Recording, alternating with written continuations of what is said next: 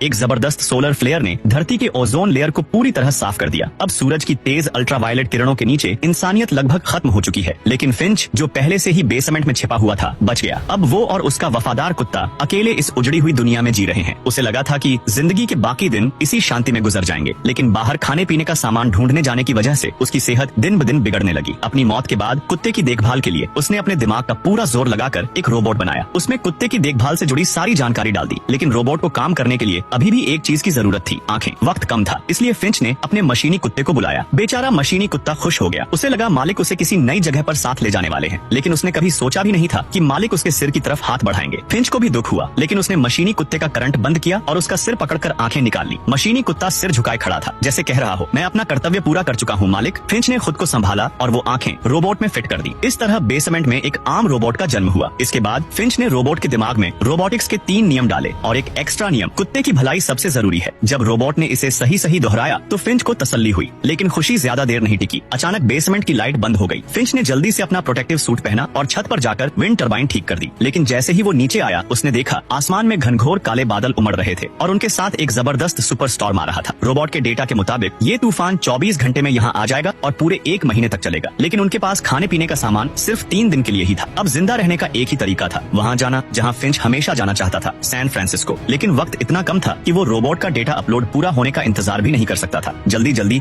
उसने रोबोट को पैर लगाए और उसे चलना सिखाया। शुक्र है रोबोट जल्दी सीख गया। पूरा परिवार अब सफर की तैयारी में जुट गया। इधर मशीनी कुत्ता भी कुछ मदद करना चाहता था, लेकिन आंखें न होने की वजह से इधर उधर टकरा रहा था। तभी फिंच की नजर एक पुराने कैमरे पर पड़ी। उसने वो कैमरा मशीनी कुत्ते पर फिट कर दिया। अब सब सामान बांध लिया गया। 2 इंसान 2 रोबोट, ये पूरा परिवार अपनी आरवी गाड़ी में बैठकर भाग निकला। लेकिन फिंच को पता था ये कोई आसान सफर नहीं होने वाला। उसे लुटेरों से बचना था और साथ ही रोबोट को सिखाना था कि इस बर्बाद दुनिया में कुत्ते की देखभाल कैसे करनी।